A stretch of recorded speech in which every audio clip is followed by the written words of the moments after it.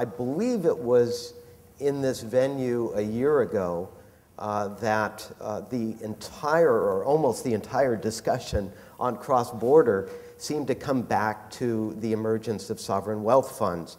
You had this amazing unleashing of literally trillions of dollars of underlying cash that seemed to be poised to make some very, very large bets, and indeed they occurred toward the end of last year in such institutions as Merrill Lynch and Citibank, Morgan Stanley, and the like. Since the financial meltdown in September, it appears at least that sovereign wealth funds are completely at the sideline. I think one of the panelists mentioned that I think it was France has in effect a domestic sovereign wealth fund.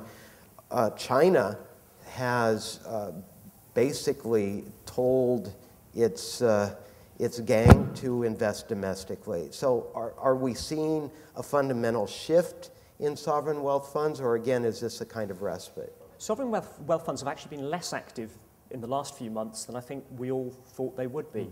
There's a few trillions of dollars worth of assets knocking around. At the beginning part of the year, a lot of investments in troubled companies. That seems to have dried up. Why is that?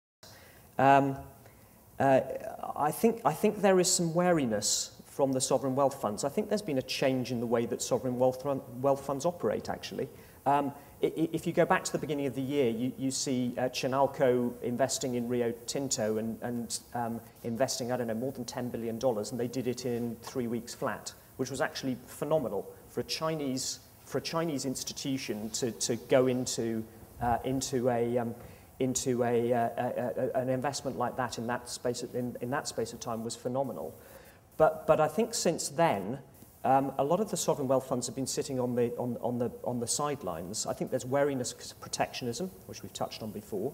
I think the second wariness is that they have been burnt a bit in terms of returns by some of the investments they've made. And I was actually speaking to one of my Chinese partners about this and about what the attitude was at the highest levels in China.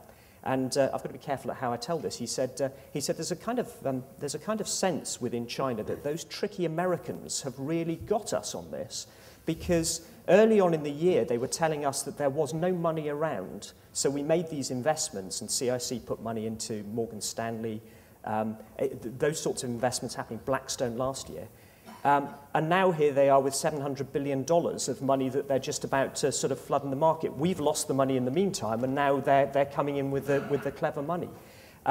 It's a big distinction. If you look at what's happened with investments into China, actually everyone, the similar sorts of investments, the pre-IPO investments that were made in the oil industry, telecoms, banks, actually all the foreign investors who made those investments actually really made money on them. They really did well. The Chinese government almost ensured that was going to happen. They may not have got out of the investment strategically what they wanted to, but financially they did very well. The counterpoint with the sovereign wealth funds from China who've come into the US and into Western Europe is a lot of them have made investments which have not gone as well.